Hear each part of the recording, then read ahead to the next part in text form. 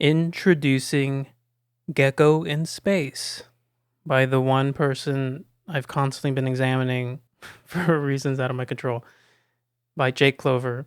The one image, which is basically, I took a quick look at the game because, I have to measure the volume. And this is pretty much the very first frame of the game.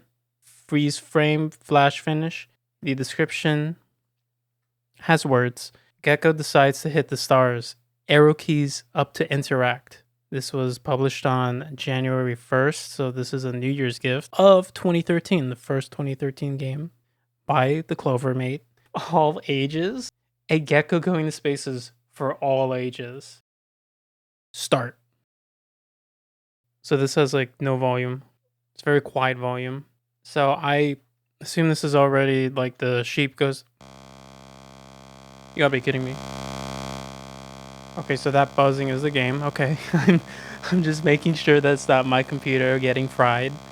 And it says X up. Okay, now we're back at it again. And what I mean is, this is sheep goes to space, but now you have the language barrier implemented. You also have authentic sound effects, the sort of a distinguished alarm to signify that there is a rocket launch in progress. So do I do X or do I do the caution sign? I'll do the caution sign. I'd like to be careful. Oh my god, whoa, the gecko taking the pilgrimage of the sheep. Yeah, who knew geckos and sheep had so much in common? They're both just natural spacefaring animal creatures, just like Star Fox, just like Animal Crossing in space. Why has no one made Animal Crossing in space? Man, I don't know, that kind of makes me... I feel that wouldn't be that good of an idea, but... Because just Animal Crossing in space, like, well, I don't know. I feel we already have too many sandbox life simulation games. And putting such a game in space would not really make a difference. Oh, Gecko, look at that. I don't know what you call it. By Jake Clover. You have to admit, those lights are moving a little bit too fast. But I do think that is one of the more creative title drops. Oh yeah, let's have some coffee. Yeah, this is just like... Oh yeah, great. I made the timer go down. Oh, that means I'm just winning quicker. So this is one of the few fusions of 2001: A Space Odyssey mixed with, what is it? Star Fox? I don't know. Yeah, let's take a nap. I think naps in space, nothing usually goes wrong. Although I don't know why we needed to like use this computer as a microwave in order to like nap, right? Like what could a computer possibly have to prepare for a nap? Like the optimal temperature? Nah, like you don't need the optimal temperature pattern, sleeping schedule, manufacturer to even like walk in through the front door and wonder, hey, yo, what's up, man? Are you the king of retail? That doesn't ever exist. But like when I go to sleep, I just go to sleep. I just put on... it's like, yeah, it's about that time. I just lay on the floor and maybe, hopefully, I get a blanket on top of me by the time my eyes are closed. Sometimes, like, I go to sleep without a blanket and then I wake up and I have the blanket on me and there is no one else in the house. And the only explanation I have for that is there's, well, maybe someone in the basement, like Parasite. Wait, no, that's a spoil. Oh, no. Oh boy. Well, if I hope you already watched Parasite 2019 because I'm not cutting that out. But also it's kind of like an insignificant detail. But also if you have watched that film, you'd be like, oh, he made the reference, right? The basement blanket situation.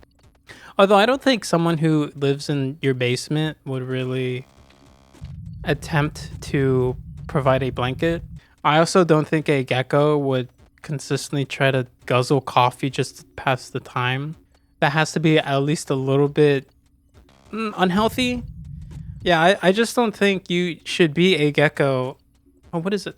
So it's the red blue, the police lights that actually allow you to sleep. Just Again, how does that make sense? How does it make sense that I I lay down in the middle of my living room on the stone cold floor and I just get a blanket? How does it make sense that a red blue light makes you sleep? But I can understand why geckos in space. What was that? What was I saying before? There's something about like some other sort of lack of realism to some degree. Yeah, like I don't think that it's healthy to pass the time using coffee, cigarettes, eating toast, maybe napping. I think napping is like, I think sleep is the one case where it's just okay to do it a lot for the most part, right? Maybe this is because I read a pop science book known as Why We Sleep by Matthew Walker.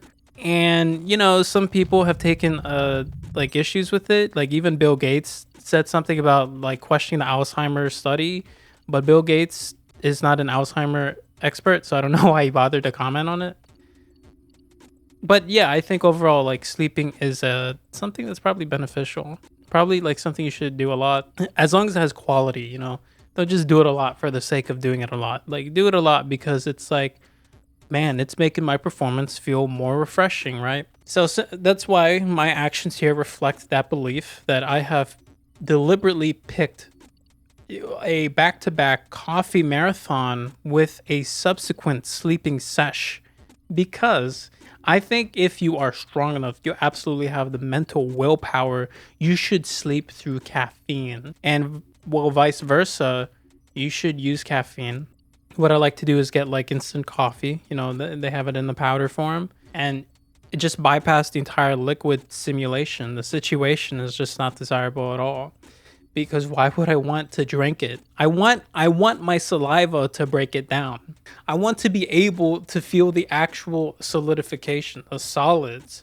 Why do you want liquid caffeine? Like that is just going to go straight through your system. And scientifically, of course, the knowledge is possessed in my manufacturing process is clearly of sound mind. Oh, and then the ship has hostile energy, fuel, life, will to live, and it is diagonal, roughly 45 degrees, and it has disappeared, and I am unhappy. I don't think this is a good time to be unhappy. What were you?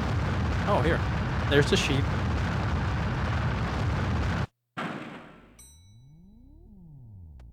It's an added bit of flavor. Was that chair there before? Nope. And that was the end. And that's it. Yeah, it's stuck on the screen. So the sequel to Sheep Goes to Space has around 5,000 views. Let's just round up. Okay. Well, I mean, round up like in the thousands, right? It's 4909 to be specific, but we're thinking in the broad macro scale. Okay, I don't care about microeconomics. I look at the macros. And 18 likes. I don't know if anyone really cares to see who liked it. But there you go. Some of the familiar suspects with the Kiwi. Oh, I accidentally went to this dude's profile pic. And then Orange. I like how it's a sequel to Sheep Goes to Space. Nicely done. Okay. No, I really wish you'd start working on SF. Okay. This is private. That should be in the DM because I don't know if I'm allowed to read that. Yeah, so here's the problem. This doesn't really relate to Gecko Goes to Space. And it feels like I said, this is another matter altogether. I don't know what SFDEM is. Yeah, I have no idea. I feel that requires like an entire other video. Can you stop releasing games for like 2 seconds? Jesus Christ. This game was made in like what, 4 5 days maybe? I don't know. Seriously, man. Seriously. And it's even crazier when one knows that you also have other games in development that you're just messing around with. I was going to say he's messing around with this face that Frisk would make. Loved figuring out the interactions. I mean, yeah. There were roughly, once you were in space, you had like 4 options. You had the cigarette, the coffee, the bread, the napping. You figured it out.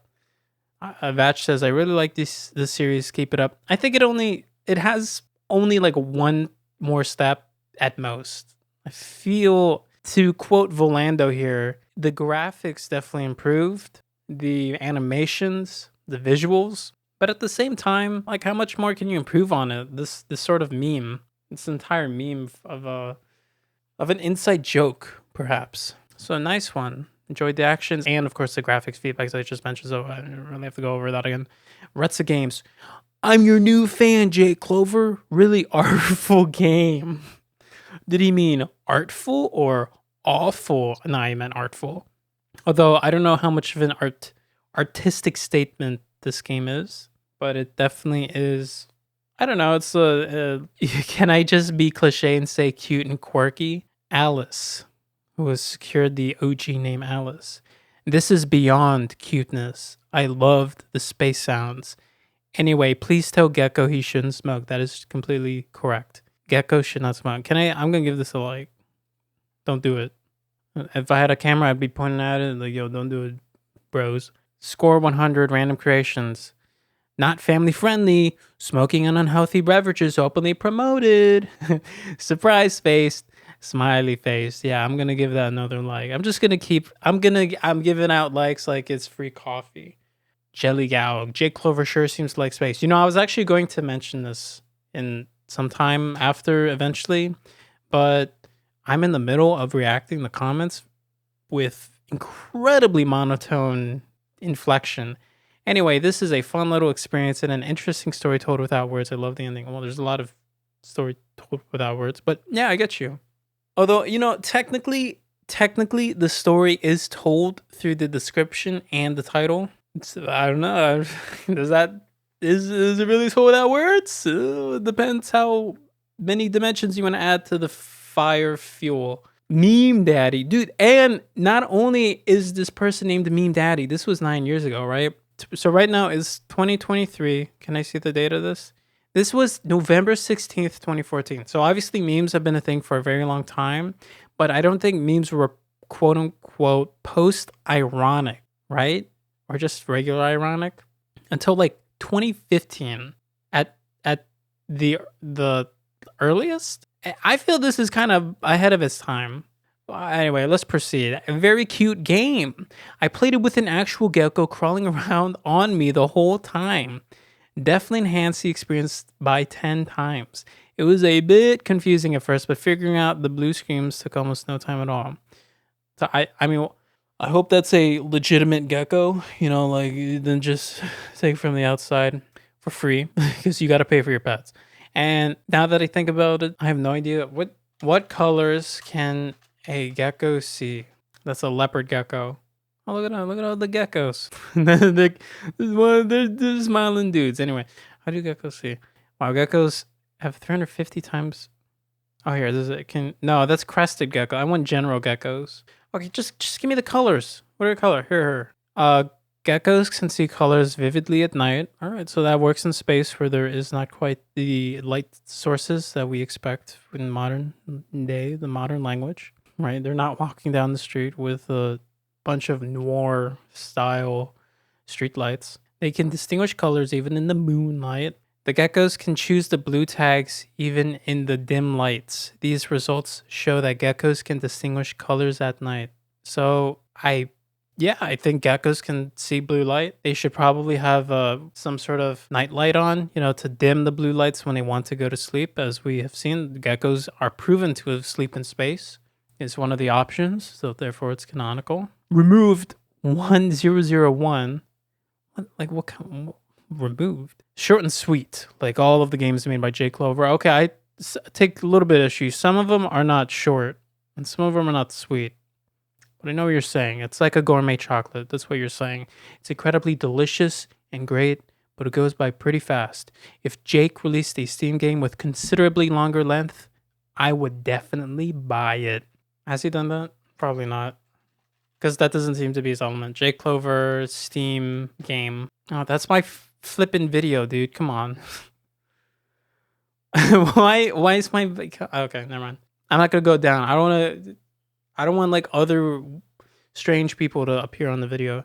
I don't know why. Yeah, but like does a gourmet chocolate go faster than other well, let's say regular chocolate, like you're in white chocolate, and it's like, man, this is taking a little bit of some time to go through my digestive system. It's really stuck in the small intestine, and you know how they say the small intestine is supposed to be the smaller one, right? And of course, there's a lot of discussion of comparing and contrasting the small and large intestine. I'm not gonna look up intestine, okay? I'm not. I don't trust the images that are gonna pop up. I think I've already done enough searching that is like controversial on this single recording of a broadcast. So now that we're done with Game Jolt, here's the Glitchwave community. And somehow they actually got the red title flash, not the orange. So this is a freeze frame, frame perfect. What's one frame link? Yeah, one frame link from Street Fighter. Genre space. Yeah. Yeah. 1.16 out of 5. I should not highlight that. From 3 ratings. That's a 2 out of 10. A contrast from the gourmet, from the gourmet chocolate comment. And there apparently 3 ratings, but it's just the usual 2. Shandine, right? 1.5 out of 5. So it's a 3 out of 10. Which is, as some may know, he's given one of the more artistically meritable, is that a word? Meritable games around, I'm not sure. Was it like it was like a 6 out of 10, yeah, like, or a 7 out of 10. And Miro's, this is like the same rating they give. Who's this third person? I guess they got banned. All right. Well, there you go. So I predict this is gonna be real quick. Mechanics. For mechanics, you moved with left and right arrows, and you interact with up arrow. It's really simple, real quick. Maybe the time limit is a mechanic? Nah, that's more of a resource management thing. You pass time with food, drugs, or sleep. Is this game fun?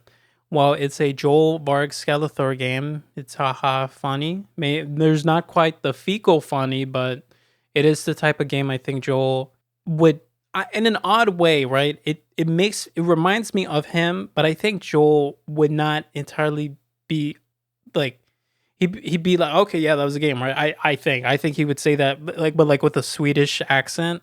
And he would also think like he couldn't really do anything with it. He seems to really like sandbox games, but this also seems like his type of game. Ease of use. Yeah, you push arrow keys. Yeah, it's easy. I need to stop saying yeah, but yeah. Deep space game. So I guess it's an improvement in like visual fidelity. It just means like Jake Clover is becoming a better pixel artist. And the ship is not a white dot. Yes, again, that just means more detail. For soundtrack, I don't think there was one. So and if there was one, it was like not really anything notable. It was just like way far in the background. I'm going to be lazy and just say, yeah, it was space ambient. For sound design, the ship had some sounds when it do blasting and when it was lifting off. That's about it. Like there was clearly an alarm. There's clearly when the thrusters were active, it was going. I don't know if the microphone picked that up. Story, Gecko goes to space. And the gecko, depending on your discretion, will eat food and nap along the way. Although, in theory, you can choose not to do that and just wait 999 seconds. Is this a repetitive game? I would deny those allegations because, to quote the commenter here, removed 1001. There you go. This game is like gourmet chocolate. It is short and sweet. How could it be repetitive, right? You play once, you get the experience. Poof. I don't know why it added a poof. Where does this stand in a wider scheme of all things game? I mean, I don't know. Narrative. I'm just gonna say what I did last time. I'm gonna pull up Sheep Goes Space narrative exploration meme. It's a meme game too. I don't even know you could even improve LOL. Where does it stand in Jake Clover's discography? It's just Sheep Goes to Space Part 2. The follow-up. This is like maybe the most obvious case of a direct sequel. I guess Less Realm to Consequent was also a sequel of sorts.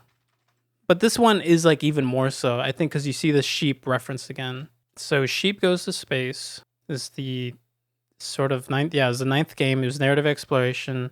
August 26th. Well, today's the 26th. Oh, look at that.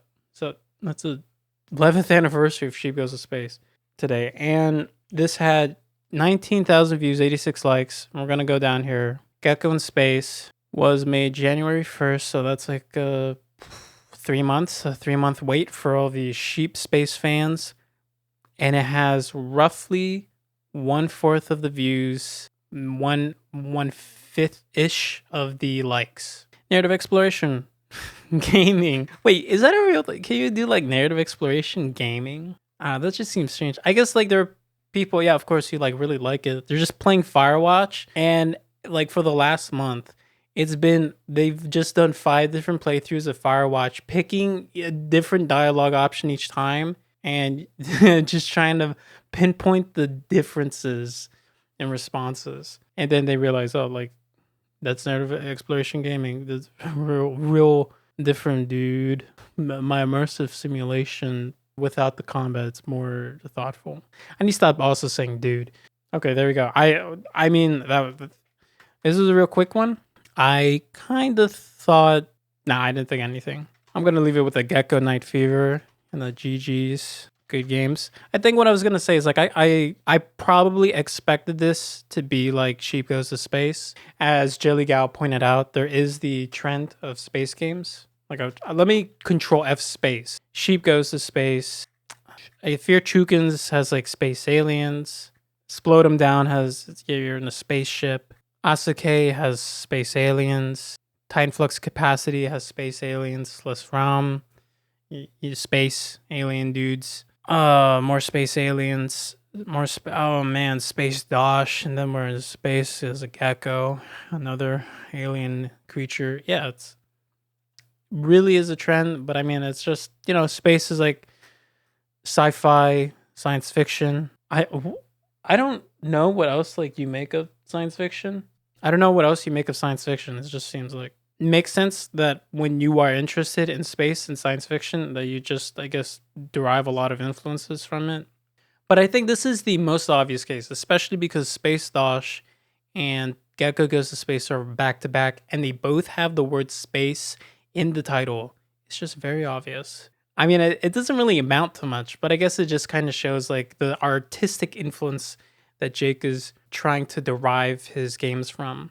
A lot of space, sci-fi, hovering around in the air, blasting off. And I'm blasting off too, so GG's, good games.